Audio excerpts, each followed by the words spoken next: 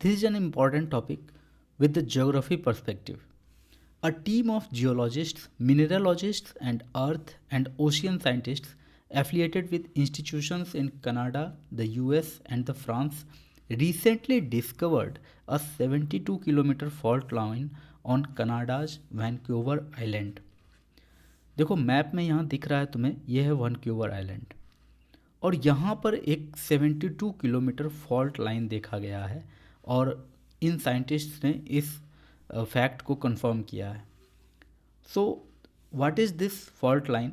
It is a line determined by the intersection of A geological fault and the earth surface. A fault is fracture or zone of fractures between two blocks of rocks.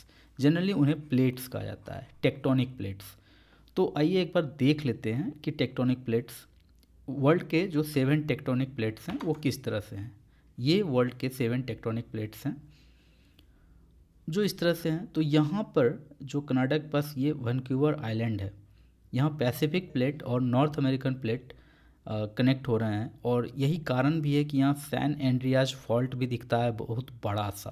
तो ये Vancouver fault भी यहाँ इस तरह से mark किया गया है जो 72 किलोमीटर लॉन्ग मार्क किया गया है. जनरली हमें ये सब दिखता नहीं है, ये प्लेट के बीच का जो बाउंड्री है ये दिखता नहीं है, लेकिन जब इस तरह का फॉल्ट कहीं नज़र आ जाता है ना, तो वो अगर आइडेंटिफाई हो गया फॉल्ट के रूप में तो पता चल जाता है कि ये 2 प्लेट्स के बीच की बाउंड्री है. तो इस तरह से हम इसे आइडेंटिफाई करते हैं. This is caused by the stresses created as sections of a plate और 2 plates are moving in different directions.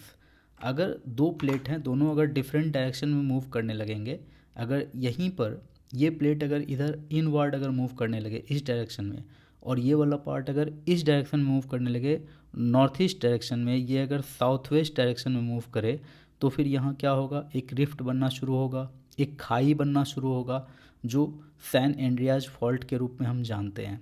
और यही कारण भी है कि वहाँ पर बहुत ही तेज़ भूकंप कई बार आता है. कई सारे अर्थक्वेक का रिकॉर्ड है यहाँ पर, कई सारे लोगों का जान गया है इस जगह पर. और तब तो पता चलता है कि यहाँ पर पैसिफिक प्लेट और नॉर्दर्न प्लेट का एक बाउंड्री है और दोनों का डायरेक्शन ऑफ मूवमेंट अलग अलग होने के कारण बार बार अर्थक्वेक और खाई बनता जा रहा है. उसी तरह से वैंकूवर आइलैंड के पास भी एक 72 kilometre long fault line identify किया गया है.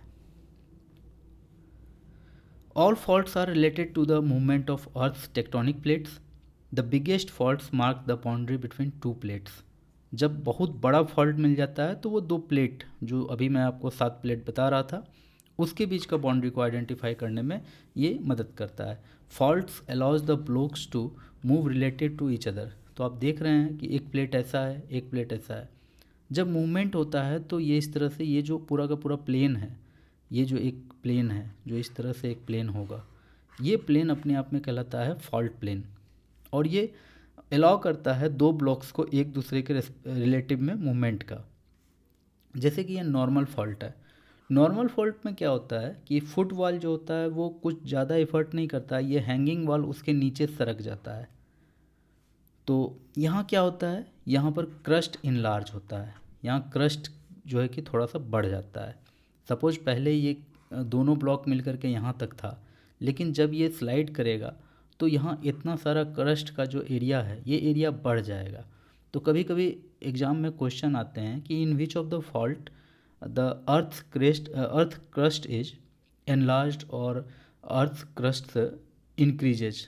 तो आंसर होगा नॉर्मल फॉल्ट. और अगर क्वेश्चन आए कि in which of the fault the earth's crust decreases, the area of earth crust decreases, the answer is reverse fault. Because reverse fault में क्या होता है कि ये जो फुट वॉल वाला ब्लॉक है ये दूसरे वाले ब्लॉक के भीतर में इंसर्ट होने लगता है और उसके प्रेशर से उसके अंदर इंसर्ट होने के कारण सामने वाला जो ब्लॉक है ये ऊपर के डायरेक्शन में अपवर्ड मूवमेंट होता है इसमें, जिसके कारण यहाँ जो हैंगिंग लैंड होता है वो ये होता है, हैंगिंग पार्ट ये वाला हो जाता है. और जहाँ पहले ये यहाँ तक एक्सटेंडेड रहा होगा, जब ये ऊपर उठता है तो जगह मारा चले जाता है. दैट मीन्स जो क्रस्ट एरिया था वो कम हो जाता है.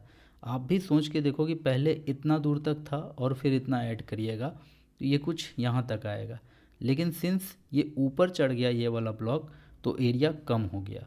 तो डायरेक्ट क्वेश्चन आते हैं एग्जाम में कि in which of the fault the crust area decreases. The answer is reverse fault. और स्ट्राइक स्ट्रिप फॉल्ट में क्या होता है, तो ना एरिया बनता है ना एरिया घटता है, ये तो बस डिफरेंट डायरेक्शन हॉरिजॉन्टल ही होता है। यहाँ देखो वर्टिकल डायरेक्शन में मूवमेंट होता है, लेकिन यहाँ पर हॉरिजॉन्टल डायरेक्शन में मूवमेंट होता है। दैट्स वाई यहाँ पर एरिया का बनने या फिर घटने का कोई सवाल ही नहीं उठता है। फॉल्ट्स में range in length from a few millimetres to thousands of kilometre, such as San Andreas fault, जिसके बारे में अभी तुरंत मैंने बात किया, जो कैलिफोर्निया में है। Anatolian fault in Turkey, both of which are visible from space, वो इतने बड़े हैं कि स्पेस से भी दिख जाते हैं। Most faults produce repeated displacement over geological time.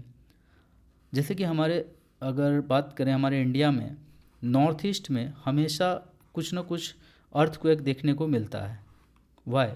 Because Indian plate is going inside the Eurasian plate, कुछ इस तरह की बातें हैं।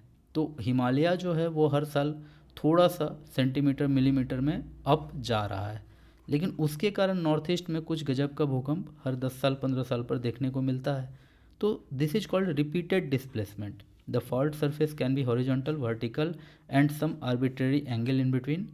अर्थ scientists use the angle of the fault with respect to the surface known as the dip and the direction of the slip along the fault to classify faults. अब यहाँ पर strike slip fault या normal fault और reverse faults को लेकर के कुछ important points दिए गए हैं आपको। So please have a look over them. मैंने जो बातें थी यहाँ डायग्राम में, आपको जो बातें मैंने आपको समझाई है उसी को पॉइंट वाइज मैंने यहाँ लिख दिया है, तो इससे जितना ज़्यादा बेनिफिट आप ले सकते हैं लीजिए। So this was the important news about Vancouver island of Canada, जहाँ पर 72 किलोमीटर फॉल्ट लाइन मिला है और इसे जियोलॉजिस्ट्स और साइंटिस्ट ने कंफर्म भी कर दिया है।